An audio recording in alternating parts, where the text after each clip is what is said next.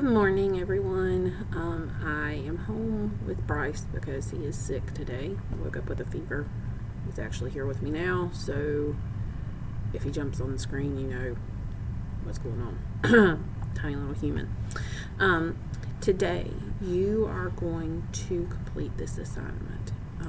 It is your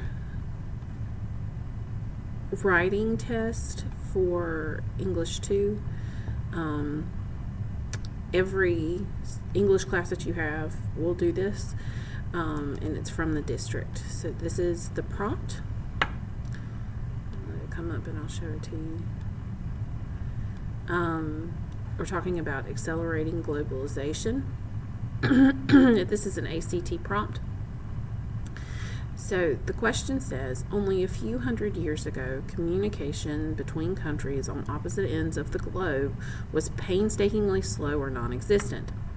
Most people knew little about distant lands, and cultures. What they thought they knew was frequently erroneous or ill-conceived. Within the past 100 years, however, the pace of globalization has accelerated rapidly. Today, travel across the globe in less than 24 hours is a real possibility for many people. Individuals and nations can instantly communicate with one another across great distances.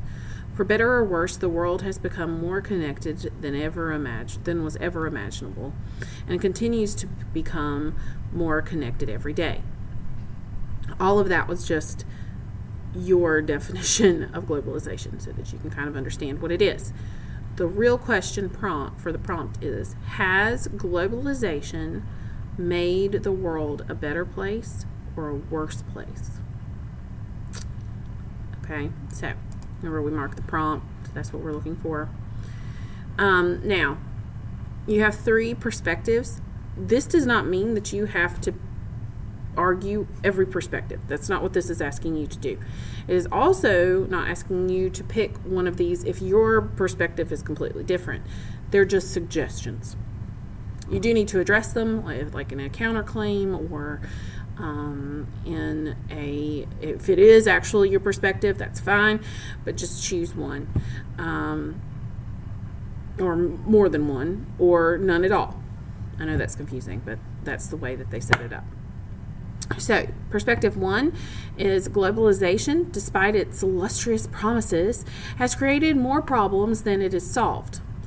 It has allowed rich countries to get richer at the expense of poorer countries. And it has increased, not decreased, the number of armed conflicts in the world. So that would obviously be a negative perspective. Perspective 2 is the world is undoubtedly a better place today because of globalization. It has allowed critical resources to be distributed to the governments and people that need them the most. Positive. Woohoo, we're for it. We're against it. And then perspective 3, while I celebrate the productive exchange of cultures, globalization has facilitated. I worry about how globalization is homogeneizing those cultures, making them the same, like how everything becomes westernized, and they lose their westernized being like Americanized. They lose their special cultural things. I haven't had coffee yet. Bear with me. Take languages. Do we really want to live in a world where one day everyone only speaks only one global language? That's one perspective. So that one is kind of on the fence. If you don't agree with any of these things, you don't have to write about that as your perspective. You can make up your own perspective. With the essay task, you're going to write a unified, coherent essay in which you evaluate multiple perspectives on the impact of globalization. Okay? You're going to analyze and evaluate the perspectives given. You're going to state and develop your own perspective. All right. See how it says that? Analyze and evaluate these perspectives and then state and develop your own perspective on the issue. All right. Then you explain the relationship between your perspective and those given.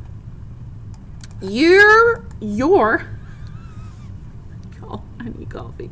Your perspective may be in full agreement with any of the others, or in partial agreement, or wholly different.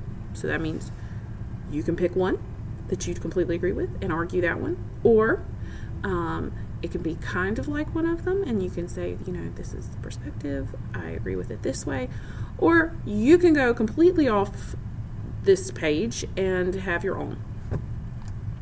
Whatever the case, support your ideas with logical reasoning and detailed and persuasive examples. Now, we've talked a lot about this. You have persuasive techniques with rhetorical devices and rhetorical appeals. You are welcome to use those here. It might help you. Now, make sure that you plan your essay well. You need to address the strengths and weaknesses of the three perspectives given. So, what insights do they offer? What do they fail to consider? This will be good for a counterclaim.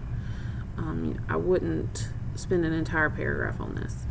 And then, why might they be persuasive to others? Why might they fail to persuade? These are just for you to think about. This is not for you to address. This is for you to think about while planning your essay. Planning your essay. This is not telling you to write about all of this in your essay. And then your own knowledge and experience obviously is going to come into play here, because this is a personal opinion piece, essay. So what is your perspective on this issue, and what are its strengths and weaknesses? And then how will you support your perspective in your essay? This is where the evidence comes in. You guys know that the evidence is important. It has to support your thesis statement. This really, truthfully, or truly, only needs to be 3 paragraphs: introduction, body, and conclusion. You have the whole class to complete this. So don't get worried or overly concerned about writing this. It's supposed to be a cold prompt. I'm not even really supposed to go over it this much, but without me being here, I can't answer your questions as well as I would like. But this needs to be submitted by the end of the day. The end of the day, as in 3:15, people, p.m. 3:15 p.m. It is currently 7:27 a.m. and he hasn't come in to the screen here, so we're doing good. But if you finish, you need to read your Riot book or get caught up on any of the other work that you're missing. Remember, this Friday, if you go on to Google Classroom and look at our weekly schedule, it's all the way down here.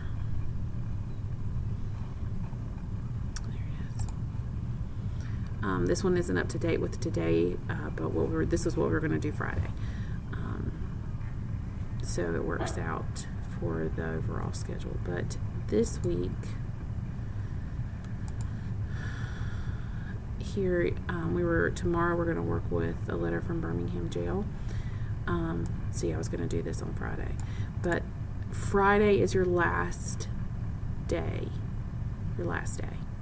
For late work. So I know I was going to stay after today for you guys to make up your vocabulary test. We're going to move that to tomorrow. So please make sure that you make adjustments to that, to your schedule, and whoever needs to pick you up, so that you can get those tests in and you won't have a 0 in the grade book. But I hope you all have a great day. If you need me, message me on my Remind. I'll have my phone with me most of the day, hopefully.